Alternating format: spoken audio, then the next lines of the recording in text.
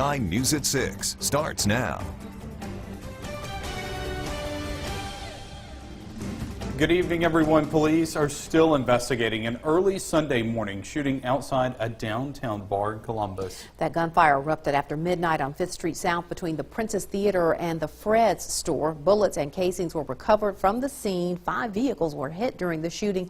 2 of those vehicles were occupied, but no one was injured, police tell us. Chief Oscar Lewis says his officers were patrolling 5th Street just prior to the shooting. We were in that area, but there will definitely step up the time, the officers spend out there, or maybe even dedicating the person specifically for that. But there are several other changes that are being put in place right now to address the issues that we're having at the Princess in the downtown area right now. The Columbus City Council will be addressing that shooting tomorrow night at their meeting.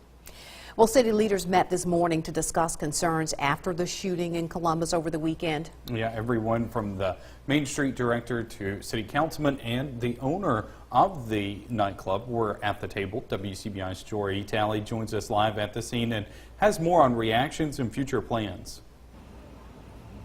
Aundrea and Joey, 5th Street South is a very busy part of downtown. There's stores all around me, including a few restaurants. This is also where an unrelated shooting happened last year. No one has been injured, but the gunfire has everyone from customers to business owners to city leaders on edge. I heard very clearly the shots when they took, because there was so many. And I have to admit, coming from a sound sleep, I thought it was fireworks. Hollyhock's owner Gloria Harriet lives right above her 5th Street South business. Although more than 10 shots were fired less than 100 yards from her front window, Harriet isn't too worried about crime. It certainly concerns me anytime that there is gunfire. It's not a good thing. But on the whole, one a year, we're pretty lucky. There are a lot of areas that we could be living in that are not nearly as safe as Columbus, Mississippi. Not everyone feels that way. Mayor Robert Smith says he's received many emails, texts, and calls about downtown safety. We are going to adhere to the concerns of the business owners and developers that have made some major investments there, because we want to continue to recruit business downtown and continue to have downtown Columbus as a vibrant and progressive downtown. Smith says many of the people that have reached out to him want to see the Princess Theater close its doors, and he's prepared to take action. When there was incidents that occurred at the Dave Lavender Coliseum where we constantly was having problems, we did a moratorium, 6 months moratorium, and I gave the owners an opportunity to come up with a written plan. Well, there will be some recommendations from the chief and I tomorrow night to the council. Work is already underway to make plans for brighter lighting and surveillance cameras downtown. We weren't responsible for the gunshots that were fired, but it is our responsibility to provide public safety for the citizens. And when there is a problem, it's incumbent on the mayor, the council, and the law enforcement officials to take immediate action, and that's what we're going to do. Columbus police will also do more foot patrols in the area. I reached out to the owner of the Princess Theater earlier today. He declined to comment until he responds to councilmen in Tuesday night's board meeting. Live in Columbus, Jory Talley, WCBI News. Back to the studio.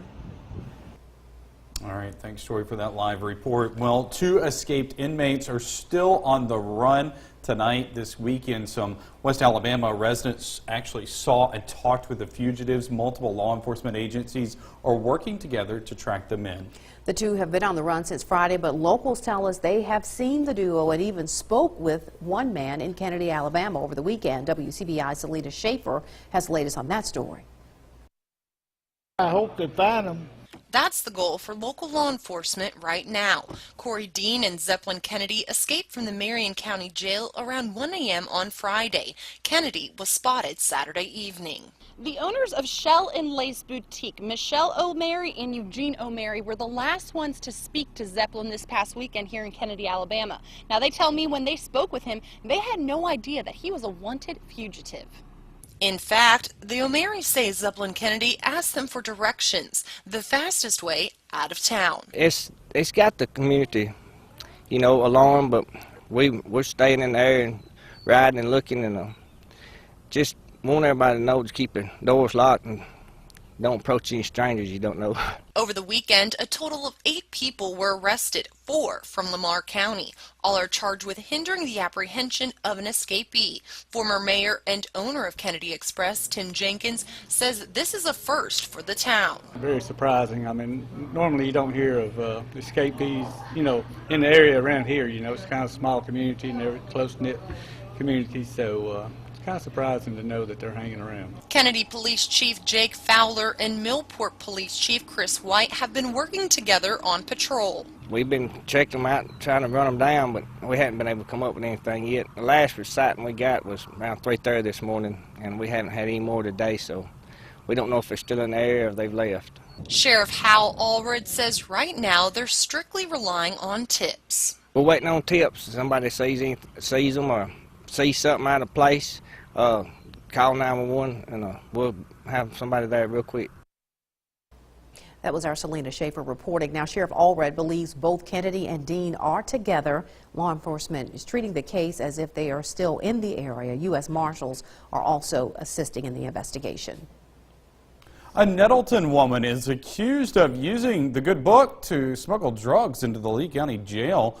Sheriff Jim Johnson says Courtney Ford brought a Bible to the jail for Stephen Jason Estes of Plantersville. Estes was in jail about to be moved to MDOC for a drug-related crime. Johnson says an officer searched the Bible, which is standard practice with anything left for an inmate. The sheriff says it also appeared part of the binding was cut away and meth was found inside. Johnson says both Estes and Ford plotted to get the items inside the jail. We continuously search property that comes in, letters that come in, letters that go out, and it would be amazing to the general public of what you can find. You know, and they used the Bible thinking that would be an easier way to slip it in, that it wouldn't be checked. But you know, our officers did a good job once they got it, did what they were supposed to do, and was able to uncover this, because it could have very easily been a weapon. Bond was set at $75,000. She was out on a previous bond for possession of a controlled substance. Estes's bond was set at $30,000. A former Noxubee County boys basketball coach will spend 5 years in prison for sexual battery of a minor. Shemaine Roberts had sexual contact with a former student. He was sentenced in Noxubee County Circuit Court. Roberts was indicted by a grand jury last year. Once he's released from prison, Roberts must register as a sex offender. There were some tense moments this morning when a car slammed into a Tupelo daycare. Luckily, no children were injured. It was around 8:40 when Tupelo police say a car veered off the main street and rolled onto its side and hit the side of the Tender Care daycare. No children were hurt when the car hit the building. The driver was transported to North Mississippi Medical Center with unknown injuries. Police are investigating the wreck. Time now to turn our attention to weather. Chief Meteorologist Keith Gibson joins us with a first look at your forecast. Hey Joey, right now tons of sunshine across our region. A live look at downtown Columbus on this first day of spring. Almost looks and feels like the first day of summer. We tied the old record, 85 in Tupelo, and much the same story in Jackson, Tennessee, Memphis, and Nashville. Some new record highs being established around our region today. Still in the low and mid 80s in most spots here right now, and that means a mild night, upper 50s to around 60. Your full forecast for tomorrow is coming up. All right, Keith, thanks a lot. A state lawmaker says he believes the Lee County Jail should stay in the city limits of Tupelo since that city is the county seat. Representative Shane Aguirre voted against House Bill 1463 that would give Lee County a waiver from a long-standing stipulation that says a county jail must be located within 1 mile of the courthouse. The bill passed the House and is in the Senate. Sheriff Jim Johnson favors the move because he says the current jail is inadequate and there may not be suitable sites in Tupelo. Aguirre, who represents Tupelo, disagrees. I think it's in a great location right now. There's room down there to expand the current facility. Why aren't we looking at renovating and expanding that facility There's also land behind there that could be available to, if that current facility is inappropriate, then we could build there. Representative Aguirre is the son of Tupelo Police Chief Bart Aguirre. The 2017 session wraps up in 2 weeks. There are planned meetings tomorrow in Montgomery County to discuss the upcoming school consolidation. Board members and elected leaders from the Montgomery County and Winona districts will meet throughout the day. The Mississippi Department of Education says they'll be discussing details related to the merger. A bill passed last year to consolidate the district's administrative offices. It will go into effect next summer. We have a schedule of tomorrow's meetings online at WCBI.com. Mississippi State students are getting some hands-on experience while helping a company improve operations. We see how they're putting their skills to the test after the break. Welcome back. College students and a local business are working hand in hand to boost productivity. Mississippi State Industrial Systems and Workforce Development students are gaining hands-on experience from Polo Custom Products manufacturing plant in Louisville. The students are building products for the company, building network connections, and learning the industry skills. Polo representatives are stopping by this week to see students in action and the products they've been working on the last month. We're making what they call a cart without wheels. And what they do is they put their raw materials on it, and then they make their product, and then they put the finished product on it. Polo makes military equipment like belts and pouches. This is the third collaboration between the university and Polo. Construction will soon start at a local park on a replica of the Vietnam Memorial Wall in Washington, D.C. Groundbreaking ceremonies took place at Veterans Park in Tupelo this morning for the replica of the Vietnam Memorial Wall. The replica will be 60% the size of the original Vietnam Wall, and it will have the names of more than 58,000 soldiers killed or missing in the Vietnam War. The entire project cost nearly $1 million and is funded through public and private partnerships. The wall should be finished by late fall. All right, some energy well off toward west right now, approaching California. Could give us some strong storms by this weekend. Also, a few storms rumbling around the region right now. We'll have the latest on all this after the break.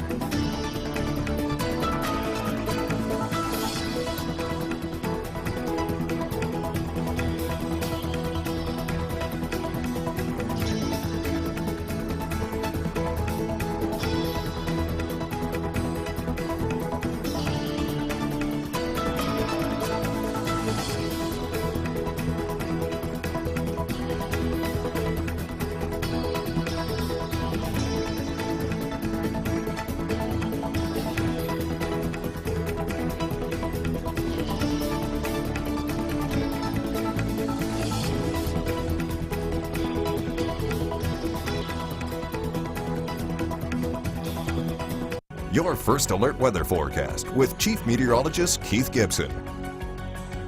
Lots and lots of sunshine out there today. Our Alpha Insurance time lapse from downtown Tupelo. Folks getting the tents out of there after the barbecue duel, and also some folks playing around in the fountain there at town oh goodness gracious, downtown Tupelo. Aundrea, help me out. Fair Park. Fair Park, yes. Why did I want to say Town Square? Oh, for goodness sakes. It's a Monday. I don't know what's happening to me. All right, let's talk about our forecast here going forward. Warm weather for tomorrow, much like today. Tupelo, yeah, you got to 85 degrees today, a new record high. Maybe a few isolated storms in our area tomorrow. Better chance for all of us here as we get into Saturday now. Speaking of these storms in our region right now, you can see this complex moving across northwest Tennessee, not coming anywhere near our neck of the woods right now. Additional storm complexes up there in Ohio, but that front right there, that front actually is coming our way, and it could spark a few storms tomorrow. But overall, this is now storm season. We are programming weather radios again at Starkville's Kroger 4:30 to 6:30 this Wednesday evening. Hope to see you there. Currently in Columbus, 84 degrees. widespread 80s across our region right now, and it is a bit breezy out there as well. As we expand the view, you can see how most of the lower 48 has now moderated, the exception the northern tier and the northeast, but most of the deep south here really enjoying a warm start to spring.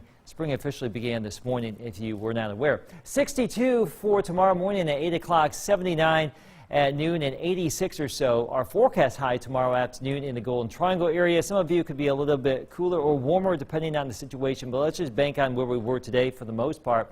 A lot of 80s here in northeast Mississippi as well. Now, you get north of Boonville towards Iuka and West Tennessee and Central Tennessee, there could actually be a couple of complexes of storms that move on down with that front I just mentioned that could produce some gusty wind and hail, but that is the exception to the general rule. Most of that activity should stay just to our northeast tomorrow. The front will sag on in for Wednesday, so a few more clouds. We're back into the 60s. As we close out the week, though, Friday night, Saturday, right there could be a stronger storm system that could move on into the region, excuse me, and give us all a better chance for a few showers and storms that could be on the strong side. So warm tomorrow, cooler on Wednesday, pretty nice Thursday and Friday, but we're watching Saturday really for that best chance for strong storms. There's your 7-day. Happy they don't see Duke moving on to the Sweet 16, so hopefully your bracket's doing all right. They were there to cheer on South Carolina, along with South Carolina fans in Greenville. That's right. Funny how that works out. Yeah. Producer's saying, I'm telling you to wrap this thing up. It is. We'll be right back.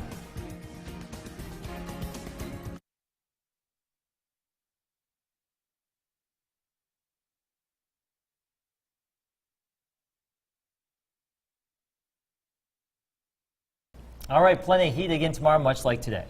Right. Good, there you go. Good kickoff to spring, right? I know. Happy spring, 2 for 2 everybody. with the 80s. Yes, love it. We will take it over those 30s and There you go. 40s. Yep. All right. Thanks so much for joining us, everybody. Have a great night.